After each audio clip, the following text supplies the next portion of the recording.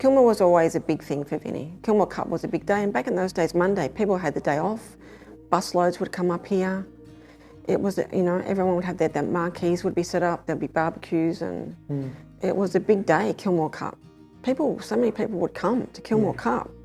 And I remember people saying to me that they would just go to the trots just to see who VJ Knight was going to jump on, because sometimes he'd have 4 or 5 horses in the one race, and to see what he was going to do on that time, you know, on that. When you met him on that cruise, did you think I was going to marry this man? What was he like? What was your first impression of Vin? No, I didn't think I was going to marry him. No. Was he confident? I think he was very confident. Yeah. I think he went out with a few girls on the cruise. Oh, did he? I think so. I think he was friendly on the cruise. Yeah. I used to see him. I have a dance with him. Yeah. And see him around. Okay, so we went down to the lounge for bingo, and that's when it was Brenton, Roy, Peter, Lorraine, can't remember the other girl's name, Vinny. Yeah. So that was the first day I met him. And because it was only a very small ship back then, we used to see everybody at the nightclub, and it was just straight out disco at one end, meals at the other end. And the rest was history. And the rest was history. So I saw him, but we did have a luau, not luau's, Honolulu, but a barbecue on Nuku'alofa, I think it was, or Latoka. And they had horses on the beach to ride. Someone said, "Oh, do you ride?" And I said, "I used to ride." Yeah. And Brenton rode, and obviously Vinny rode. So we actually had a race on the beach, the 3 of us. His mother told my mother, later on, years after when we started going out, she said he came home from the cruise and he said, "I've met the girl I'm going to marry." But we didn't start going out till 4 years later. One night I just decided, I thought I'll go out to the trots and see Vinny. So I took my mother out. I was quite shy back then. So I said, "Mum, you go down the stables and tell Vinny I'm here." She said, "You go down." I said, "No, you go down." So I actually sat on the first floor near the parade ring there, and I saw him come out of the drivers and trainers and walk back towards the stalls. Anyway, Mum went up, saw him and told him I was there. He said, "What, you're too scared to come down?" And so then he came up after the races and we went into the members. Describe Vinny Knight. You knew him better than most. Loved his horses, lived for his horses, loved his children. He was very passionate about a lot of things. He was very driven, loved to win, loved to be the best at everything, didn't like being beaten. And I think probably being a father, not knowing, was probably something that he wasn't too sure of. So if he didn't do it right, he would feel a bit of a failure type of thing, I think, that he wasn't good at it. He didn't like to not be good at anything. And you read what they write about Vinny in the news reports, and she's flamboyant, cocky, arrogant. Was he that? Yeah. Could be at times. He would be like that. Yeah. But underneath it all, He was a softie. he was very soft. Vinny, he had the power of the mind when it comes to success. He knew that he was going to be the best. He knew from a young age that he would find a champion like Poppy. Is that right? Did he have that mentality like that? Only I think the champions and the successful people have, when they could actually see it a lot earlier than, I remember he said he was on a plane, and I can't remember the galloping trainer's name now, but he said he sat next to him the whole flight and just questioned him about everything about the horses. So he wanted to learn as much as he could. He would always strive to do, like Popular Realm, no one was allowed to shoe Popular Realm. He would only shoe it. It would take him hours to shoe him. And he would have a bag of lollies that he would leave on the ground, and he would just eat lollies and shoe Poppy, because he had to be perfect. Which was a lot with his horses. I don't think you ever saw one of Vinny's horses come to the races that didn't look in top condition. You would never see his horses. And he actually never really, he would give them a wash, I think, sometimes when at a special race or something. And a lot of times they were just hosed off, and he would always look at them and say, like Poppy, or the dapples on him, how well they looked, and they would have their special gear with their gold or... Yeah, he liked them to look their best, and he wouldn't. And the same as racing. He wouldn't present unless he thought they had a good chance. So he's more comfortable, he felt at home around horses. Yeah, he loved being around the horses. What did he used to say about Poppy? He was the best he ever had. Yeah. So, and the night he broke his leg because he was gone from the morning till he didn't get home till really late that night. And the phone was running red hot, and he got into bed that night, and then he cried because he just didn't know what was going to happen to him, because they didn't know what was wrong with him, and he thought he was finished. So that broke him a bit, because every year he thought Poppy was going to win an Inter-Dominion. And the first one was Perth. Mm-hmm. Vinny said when he first got Poppy, how he used to go better the reverse way when he first got him, but because, I think if I'm quoting this right, he got used to training that way. Yeah. So he did everything with him in Auckland. He tried bars and that on his reins, and to get him, but he ran off the track in the final. 84 was South Australia, and that was the year he broke his leg. So he always thought that was going to be the one. He was going to finally win an Inter-Dominion. Yeah. It's hard to think that Poppy never really won it. Well, he never won an Inter-Dominion. No. Yeah. And he won nearly everything else. He won Inter-Dominions with other stars, but he got close a few times with Poppy, but it just didn't seem to work out for him. No. Vinny, how big was he when it came to harness racing? And not just harness racing, but in the sporting world here in Melbourne. He was like a superstar AFL player, wasn't he? He was. Yeah. Yes, he was pretty much a superstar in trotting, harness racing. He was always in the papers, always, and he was always open. When the media rang, he would always talk to them on the phone, or was a larger-than-life character. He liked to, as you said, Vinny was very powerful with the mind. He played a lot of mind games. And he had such a great record. Like, he won 16 Inter-Dominion heats. He made 10 straight finals. Well, that's when I started going out with him. He was in the final from every year. Yeah. So he was in all the Inter-Dominions. Yeah. So when you talk about rock stars, so Vinny, so if you went down the main street or you were in Melbourne, he would get recognised? Well, yeah, they would. They would come up to him and they'd ask for his autograph and things like that. So, which he used to get a little bit embarrassed about. But he loved it. But he did get a little bit embarrassed. He was a little bit shy. Was he? Yeah, at times. He could be a little bit shy at times. When you see the videos of him saluting halfway up the straight, that was the white line fever. But that was his domain. See, that was his arena. So that was where he was more comfortable with his horses, on his horses, behind his horses. He could be reserved at times. Hard to believe, but he could be reserved. Yeah, he wanted to be the best. Yeah. Do you think that being the best, that he would try and win everything that he did that drive you crazy? No, not really. No, that didn't. Did it drive himself crazy from time to time? Because he was so passionate about it, I think. Because he just loved to win. As Dominic would say, he would bet on 2 ants crawling up the wall, or just to win. Or who did Vinny, when he come home after driving a double or a treble or another 4 winners at the Valley or the showgrounds, who did he say is great? Did he talk about his competitors much? He was very close to Andrew Peace back in those days. And they were arch rivals, weren't they? Yeah. Because they just used to get on very well. They would, because that race, remember Andrew and Vinny had that race around Moonee Valley? Yeah. And Vinny would play golf. So he played golf with his, brother-in-law Stephen and Trevor. He got on.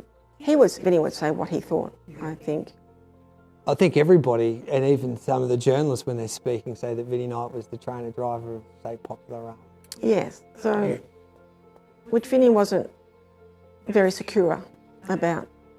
He wasn't confident that if he ever went out on his own that anyone would go with him. Obviously his dad was the one that got him started in the horses. His dad was one that bought all the horses, and Bobby did get horses. He did get horses. So was his dream to train them as well?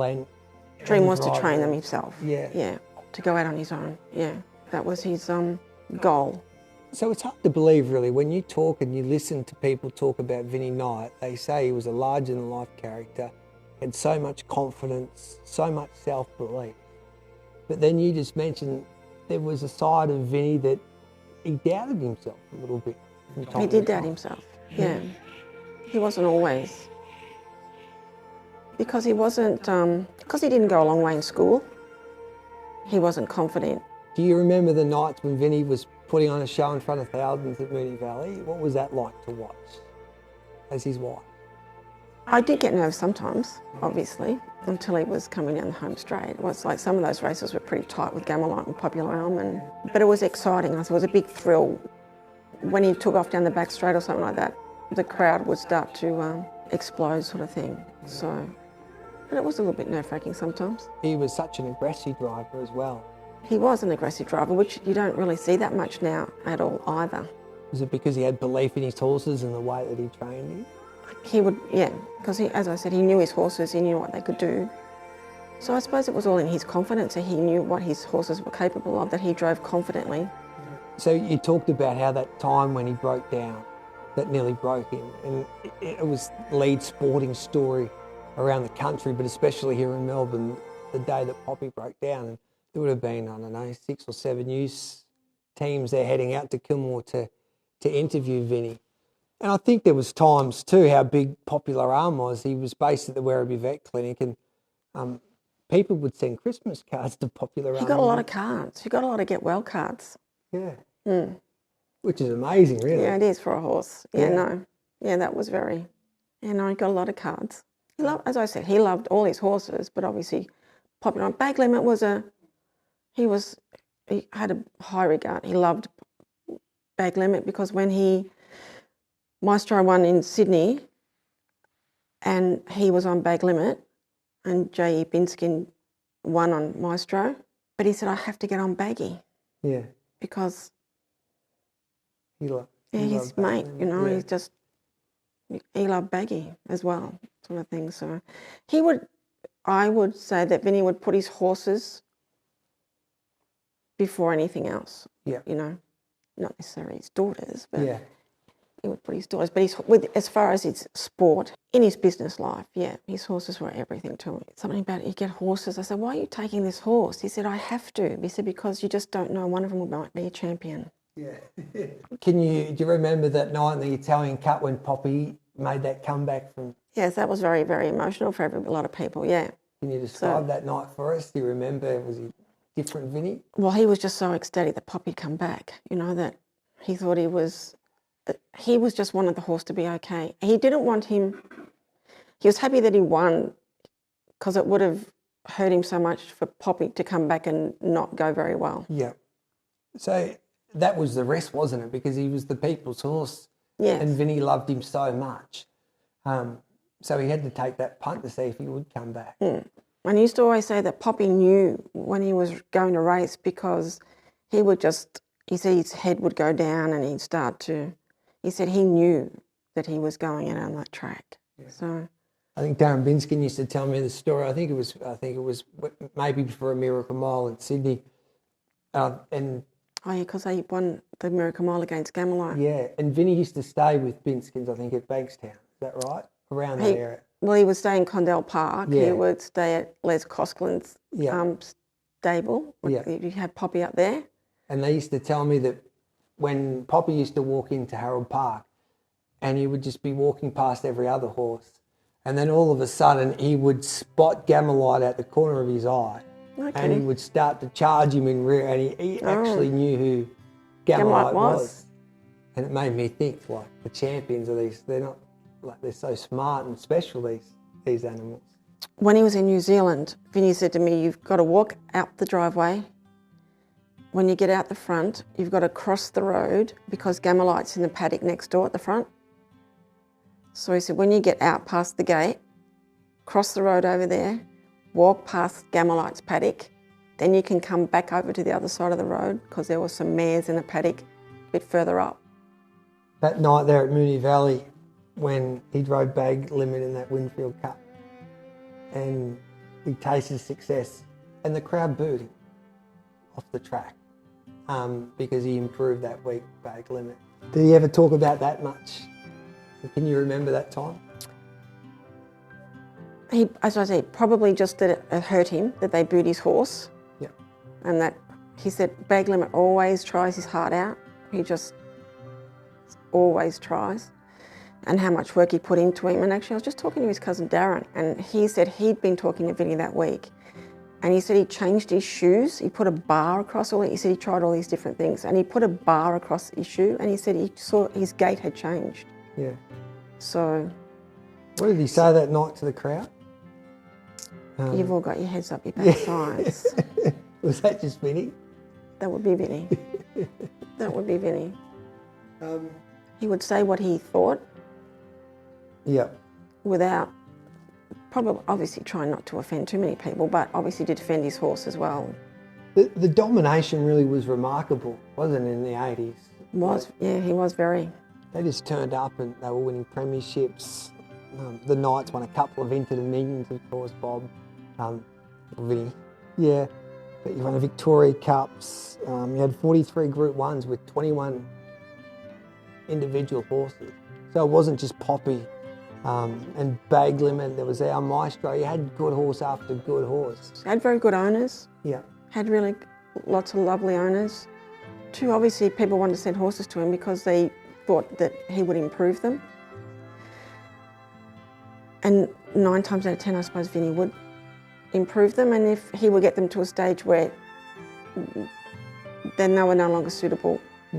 So it was a business for him too. So when they got to a certain mark, if they weren't going to go on, well then he would sell, try something else. Or Kevin Risley was a very good friend of Vinny's. He used to go up every Wednesday with Vinny in the truck.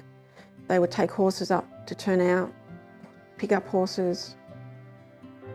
So Vinny was hoping to make Kevin owner of the year that year, his last year sort of thing. So, and as you know, Kevin Risley's still in the game. Good trainer, yeah. Yeah, so, and he's had a... I think what sums up Vinny's domination there, and we're nearly coming to an end, was but in 91 when he passed away, he competed for half that season and he still won the premiership. Premiership, yeah. Which is like So unbelievable how much, yeah. That's right. So he lapped him a couple of times. Yeah, and it's taken a while for any... before they came to his record, so they had as many...